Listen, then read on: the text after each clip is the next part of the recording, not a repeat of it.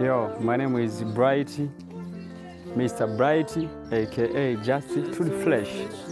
So, nimekuja hapa kwa ajili ya kumjibu au kuwajibu mashabiki ambao kwanza nawashukuru kwa kuwa wameonyesha moyo kwamba wanafuatilia kazi zangu na appreciate kwa sababu wao ndio wanifanya mimi niwe hapa. Na hakuna kazi bila kukosolewa. So, kwanza nataka nimjibu shabiki mmoja ambao alisema kwamba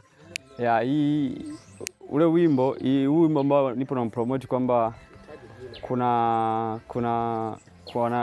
sometime nilichanganya nikaimba maneno ambayo labda nilikuwa najipendelea yani.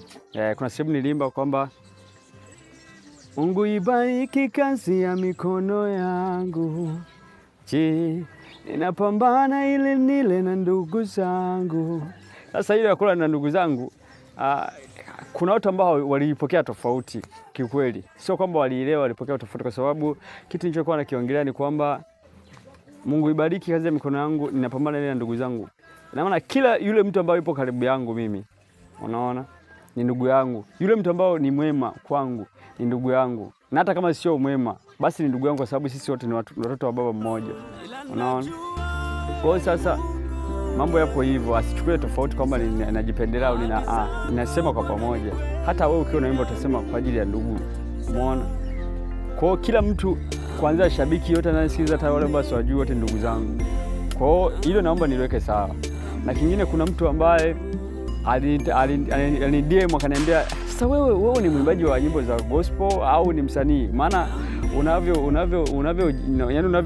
yani unaona haufanani na kuwa ni mwimbaji wa gospel." Na tena huyo ni mtu ambaye tulimba naye kwa ya utotoni, kwa ya ukubwani, kwa ya vijana, unaona? Ni mtu kabisa rafiki yangu. Sema tu kwa ile namna moja ile pale yeye alishaondoka, yupo nchi tofauti na hizi ambazo tunaziishi sisi, unaona?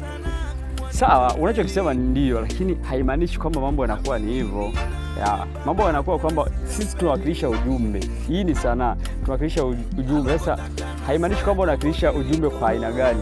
Unaona, midundo ni kawaida, hiyo ni midundo hata mtu anaweza kaimba mtu mwingine. Unaona?